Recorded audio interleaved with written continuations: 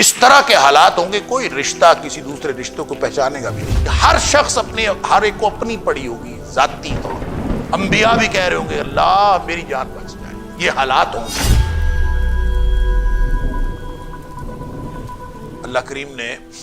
قیامت کا منظرنامہ بیان کیا۔ اب قیامت ظاہر ہے کہ ایک القاریہ بھی ہے، کھڑکھڑا دینے والی بھی ہے، ہلا دینے والی بھی ہے، اور زلزال بھی ہے، اور ہر اعتبار سے ایک انتہائی خوفناک، یعنی گویا کوئی خوفناک چیز کا اگر کوئی تصور آ سکتا ہے تو وہ قیامت ہے، اور سب سے زیادہ خوفناک اللہ اکبر، جس کے بارے میں فرمایا یوم یفر المرء من اخیہ وامہ وابیہ وصاحبتہ وبنیہ لکل امرئ منہم یومئذ شأن یغنیہ۔ اس طرح کے حالات ہوں گے، کوئی رشتہ کسی دوسرے رشتوں کو پہچانے گا نہیں، ماں باپ، اولادیں، کتنا مضبوط رشتہ ہے سب ختم ہو جائے گا، لوگ اپنے رشتوں کو رہے، لکل امرئ منہم یومئذ شأن یغنیہ، ہر شخص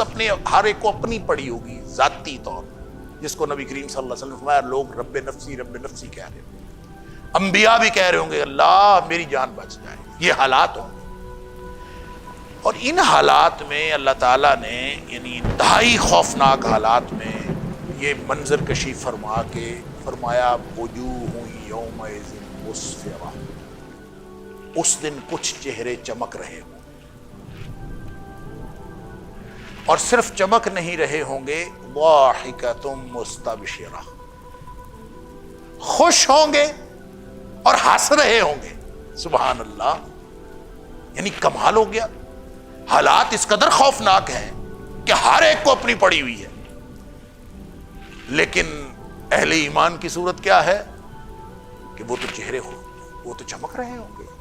خوش ہوں گے، ضاحکہ، ہنس رہے ہوں گے، مستبشرہ، اور جیسے خوشگوار چہروں کے ساتھ آپس میں خوشگپیاں ہو رہی ہوں گی، ان کو گویا وہ جو مشکل ترین اور خوفناک ترین مرحلہ ہے اہل ایمان کے لیے مشکل نہیں۔